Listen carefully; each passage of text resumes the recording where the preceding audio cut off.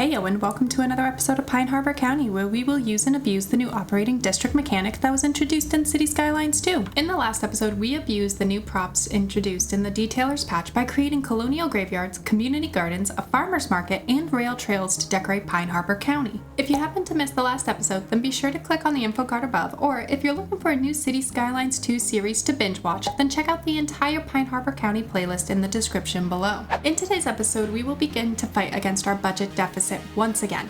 And honestly, we're going to do that with just building, which seems pretty straightforward, right? Well, for now, I think this is going to be the best solution. Off camera, I did mess around with the settings and realized that a lot of the deficit was due to tile upkeep. So for now, I think the best way to offset the tile upkeep is to focus on the growth of Pine Harbor County, especially in the tiles that we have purchased but aren't building anything in currently. So today we will focus on the growth of the capital city of Bunyan's Rest by extending around the hills and into the inner Bay Area with a waterfront promenade, some signature buildings, and transit extensions. The goal is to make this area a wicked popular tourist destination. So let's jump right on into it. So before we begin building, I do want to actually come into our tax panel and mess around with the taxes a bit to try and entice the right type of businesses to this area. Specifically, I want to entice lodging, meals, entertainment, and recreation. And we can find all of this under the commercial and material goods. So let's start by decreasing those taxes to maybe 5% for now. I want to keep our major Pine Harbor County exports at the lowest percentage, but I want to give these other commercial businesses a chance to actually, grow.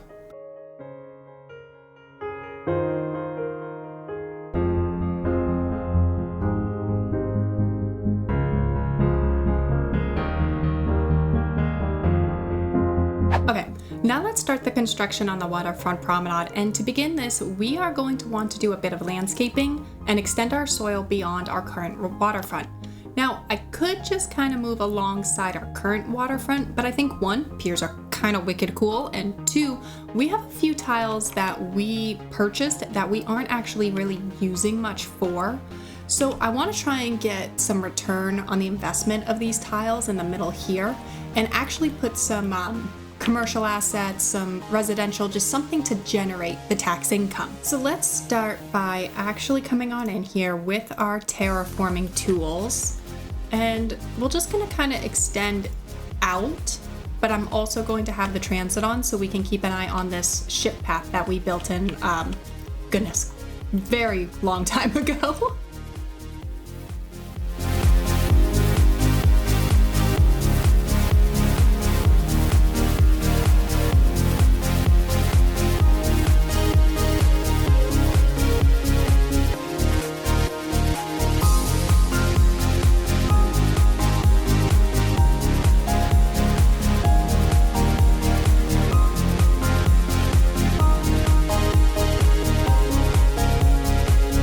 So with the soil now extended, let's go in with our pedestrian road and give the people a place to sort of walk about.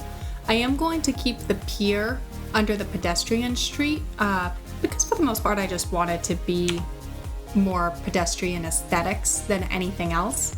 So let's jump on in here and let's get a basic road layout in.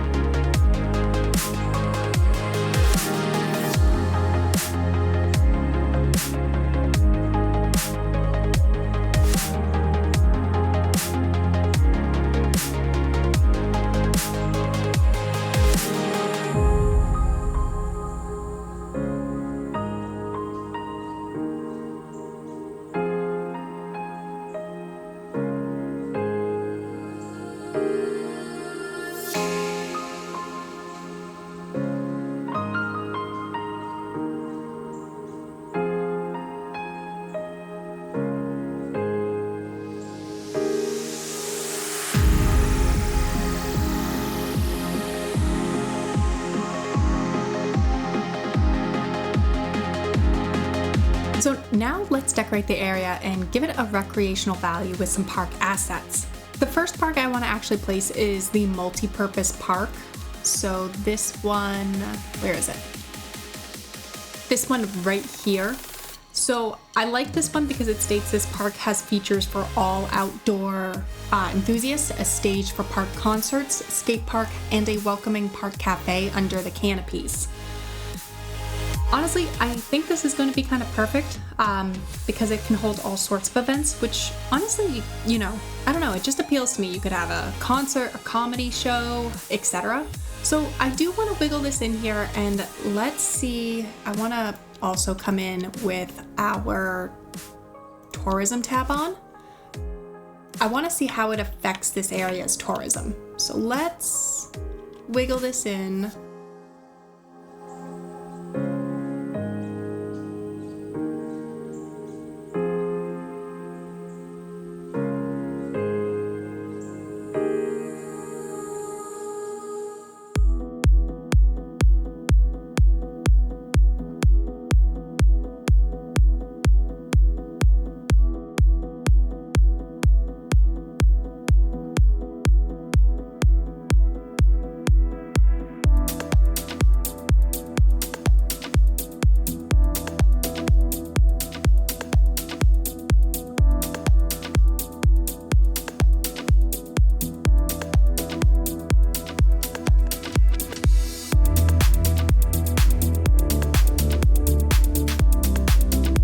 Okay, and then also before we add some generic zoning, let's add in a specific signature commercial building to draw the eye in on the area and boost the tourism rate even more.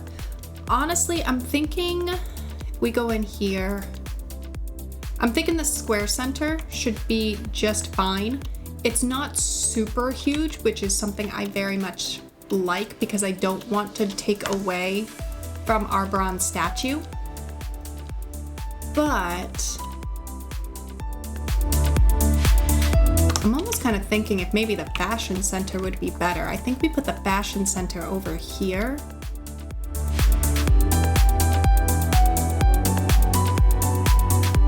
Oh no, we have the fashion center. Oh, now I'm just tempted to place both of them.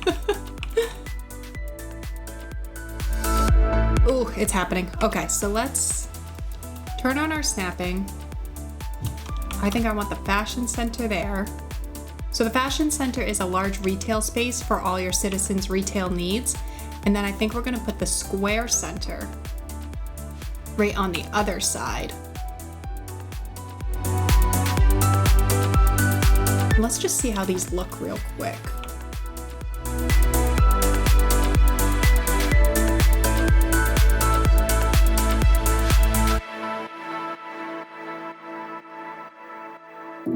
Okay, I think I can deal with that. That was definitely impulsive. All right, so if you remember earlier, we did decrease our taxes. Now this should come into play with a little bit of our commercial zoning. For this, I think I want to keep our zoning to the 4x4. Yeah, the 4x4 European assets, as I like the way these assets look and they don't actually spawn any parking spaces, which I think makes more sense to me in this area. So let's come on in, let's get a few low densities, and I might throw a couple of high densities in there as well.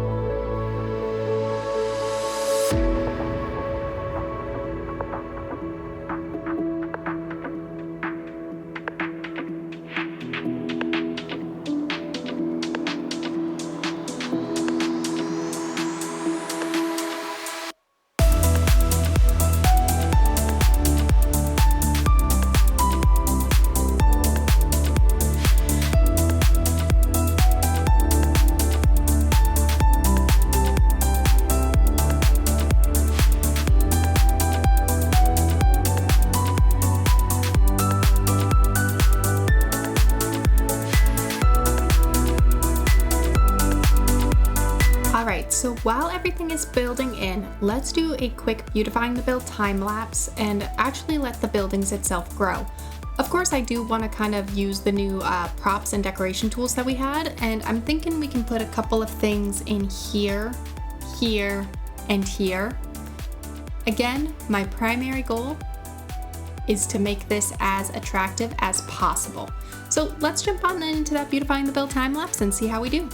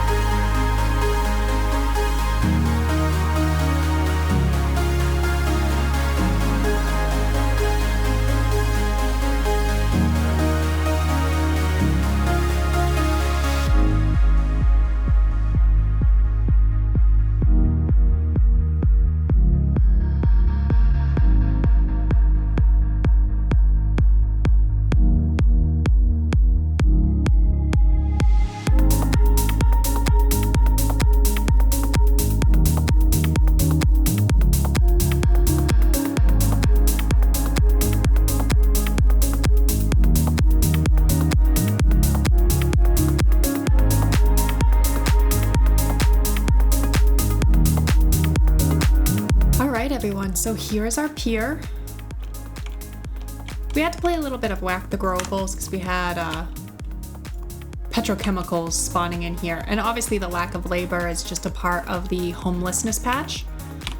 But what do you guys think? I think for the most part, it came out pretty good. I really like these little tiny city parks, honestly, quite a bit. And naturally, we have our homeless tents already spawning into everything. So let me know down in the comments what you guys think of the pier. Next, I would like to place some additional signature buildings to this area to give the area an even higher attractiveness value while also providing some unique features for free. Signature buildings don't cost anything to upkeep, so I thought we would abuse those a little bit this episode. So the first one I want to plop is the Century Castle, and I'm going to stubbornly try to place this in the looping section of our interchange. I want this one because one, it has a unique shape on the top of the building that I think would frame nicely within our skyline, and two, it's shorter than the second residential asset I want to add, so I want to try to layer our heights a little bit. So let's try plopping the Century Castle right in here somewhere.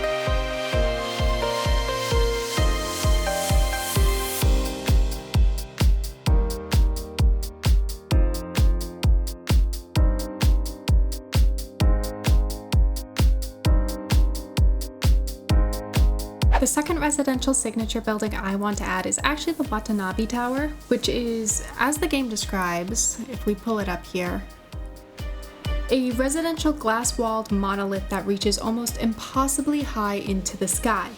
Like I mentioned, I want this one to kind of sit back a little bit more around here to kind of add some layers of height. So let's jump into a quick little time lapse. We need to get more infrastructure into this area, some more road layout to know exactly where we can place this and pull the subway line in. So let's do that real quick.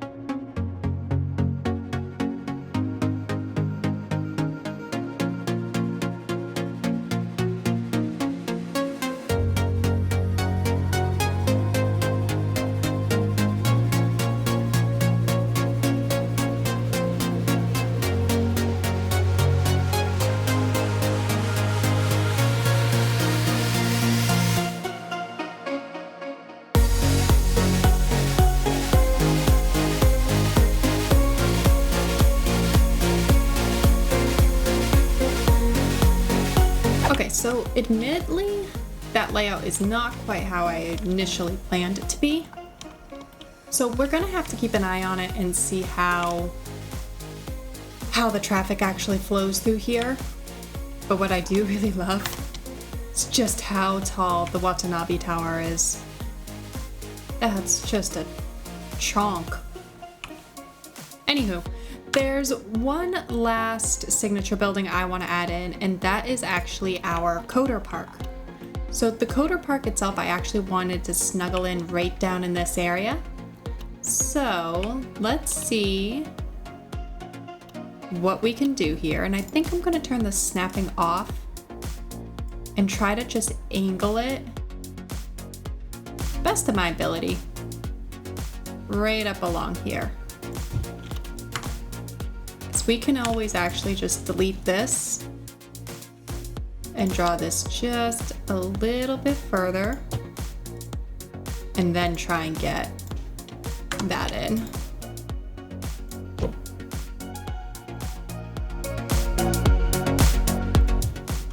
Awesome. Now it's happy. And honestly, that looks really good right there. It unfortunately does block the fashion square, at least when you're coming in from this angle. So I think we're gonna move the fashion square over a little bit to overlap these.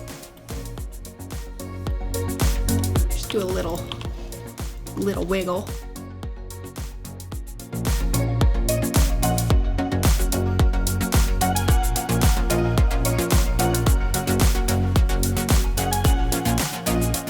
Much better. Minus all the labor icons. So as we planned several episodes back, we need to extend our subway lines into this eastern area of Bunyan's West.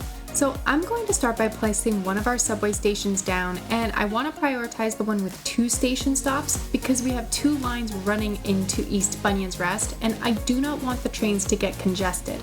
This is a personal preference of mine, as we could definitely watch the subway traffic on a single stop and evaluate whether the trains get backed up, but I find it cleaner and honestly simpler just to have each line have its own designated stopping platform. So let's get one of the stops in here, and I honestly want the subway line to kind of continue off this way here.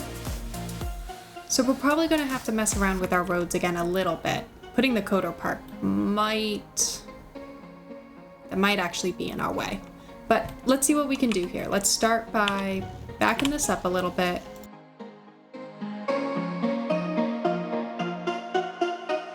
Let's actually put in the elevated one.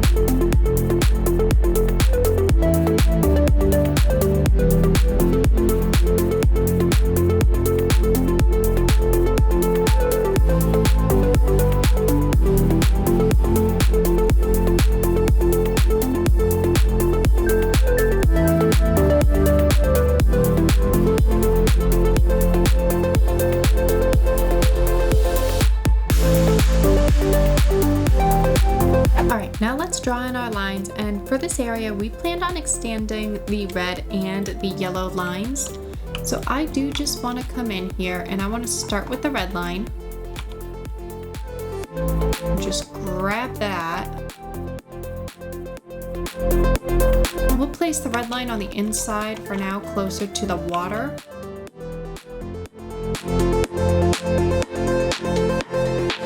There we go, just like that. And then where's that yellow line? Right here. Okay, so we'll do the same thing with the yellow line.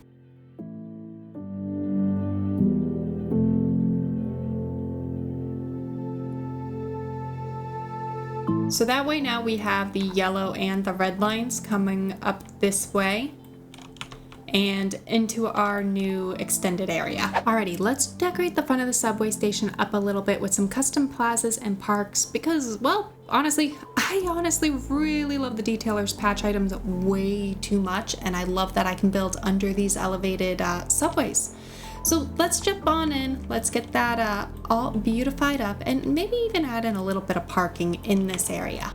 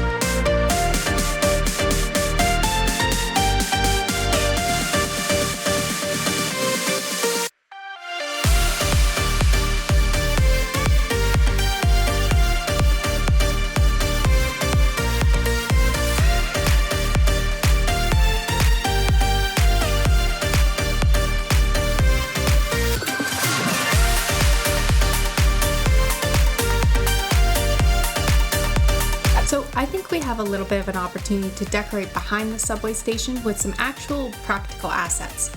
For instance, I would like to place a park maintenance building to help bolster our current capacity, and because I personally think it would just kind of be a good spot to place it. So let's try and snuggle a park maintenance building in sort of right behind it.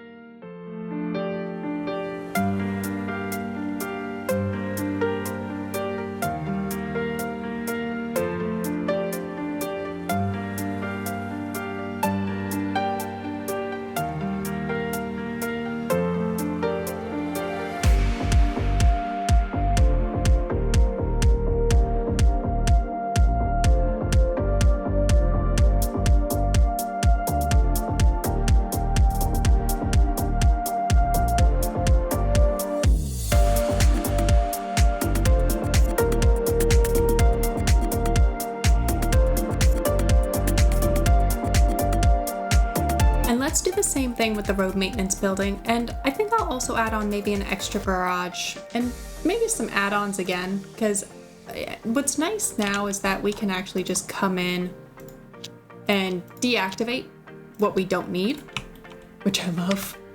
So let's come on in with the park maintenance building next and snuggle that in as well.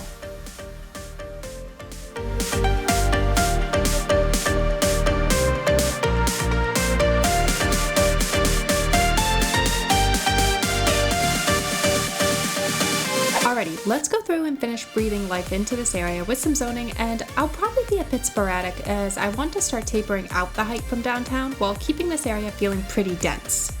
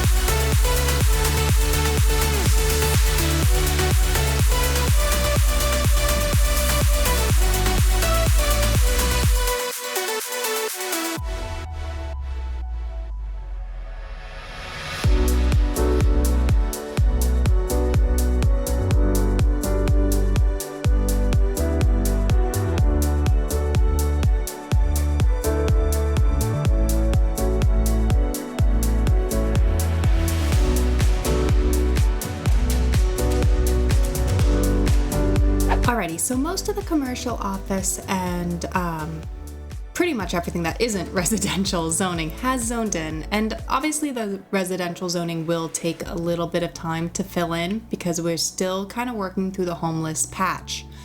So I think for the most part it came out pretty good. I was really nervous at first because this road layout was a little wonky. But I think once everything is zoned in, it's gonna be pretty beefy, pretty nice. And I just really love this tower. Way too much. It's so tall. Alrighty everyone, I think that just about wraps up today's episode. Today we extended the capital city of Bunyan's Rest by adding in a pedestrian pier, subway station, and more zoning in hopes that the zoning growth will decrease our deficit. We specifically focused on the tourism while doing this as well. So if you enjoyed today's episode, please be sure to hit that like button and don't forget to subscribe for more Pine Harbor County builds. Before we officially wrap up today's episode, we are nearing our 50th episode and thus another viewer suggested video. So let me know down in the comments your ideas.